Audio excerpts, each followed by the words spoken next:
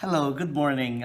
Today we'll be creating a simulated rock, which we'll be using in explaining how is the rate of weathering affected by. And this one is the material that we'll be using for the differential weathering. So I have here a lump of clay, and then I have here flour, which I will scoop some and put it at different amounts in different areas of the lump of clay, like that.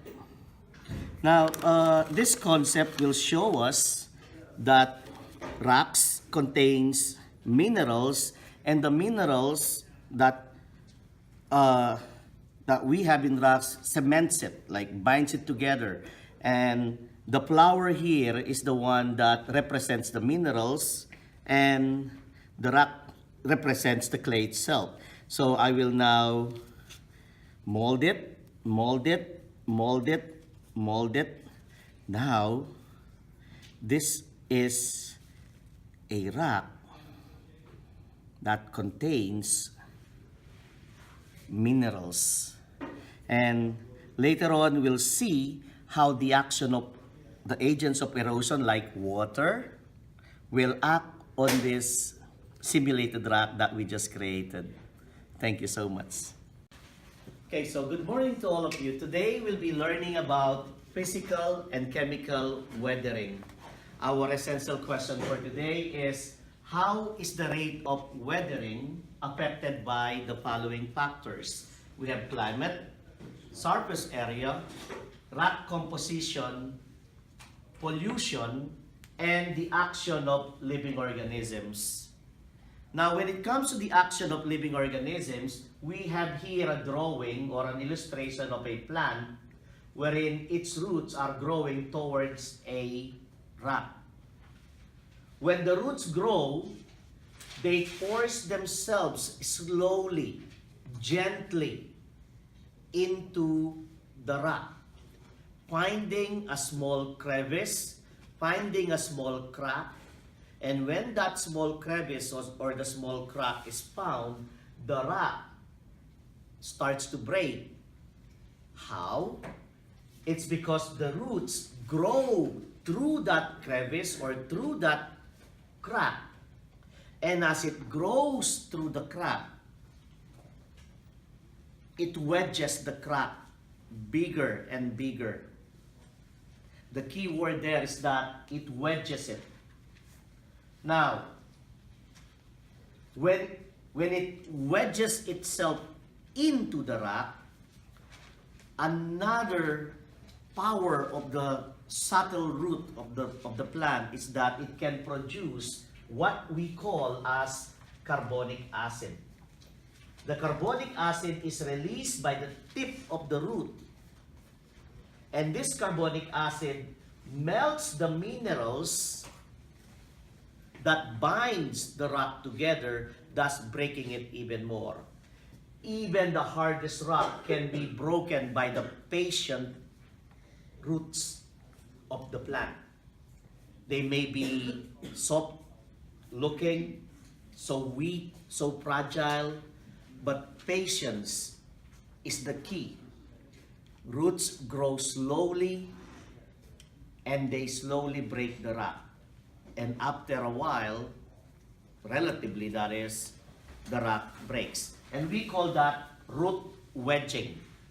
Now, the action of the roots is classified both as physical weathering, when you consider the growth,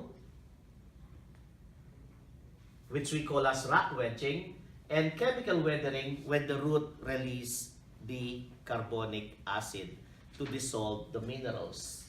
Now, another example of weathering is the action of human beings. Construction is one of them, but I did not draw it here anymore. But the factories and automobiles that release carbon dioxide into the air react with the atmosphere and creates what we call the acid rain. The acid rain dissolves the minerals in the rocks and cause them to break. So we could say that this type is what we call as chemical weathering. Now here, we have frost wedging. Similar to root wedging, frost wedging uses force. But this force is not due to a living thing. This frost is due to the changes in temperature. When water is liquid just like this one, freezes. When water freezes, it expands its volume by about 9 to 10%. Just like what I told you before, let me get my bottled water right here. If I can find it. There it is. It was hiding. If I put this in the freezer overnight, now it's standing. But if I put it in the freezer overnight and take it out in the morning, would it still be able to stand like this? No, because the water would expand by 9 to 10% of its volume, so it will be bulging on all sides. So the bottom will not be flat like this, so it will be bulging, so it will just fall like that. Because water expands when it's frozen. When it freezes, it expands, just like what's happening here. Next one. We have here, I did not draw it on the board, but I will be doing it here. Do you know that rocks are composed of minerals? The minerals that they have are different from one another. Some minerals, they easily dissolve in water like feldspar. Some minerals do not. Okay? Now, this is a simulated rock which I prepared earlier. And I've also recorded this, so you can watch that video on how I prepared this. This is clay, and the one that's inside, the white things inside, they represent the mineral. Now, in what we call as differential weathering, right here, the rock does not dissolve all at the same time. Though the minerals that are more soluble to water are the one that dissolves first. This one would simulate precipitation. So look at this one. So this one has minerals, and when it rains, you see the minerals getting dissolved and the rock becoming hollow on that area. If we go to the other side, you see the minerals getting dissolved and the crack appearing. Do you see that? Okay. So the crack had appeared. This is what we call as differential erosion. So now there are cracks because the minerals have been dissolved. Now, I have here a potato and it has roots. I've used this in biology. Okay? Now, when a plant grows, like it has roots right there, when this rock,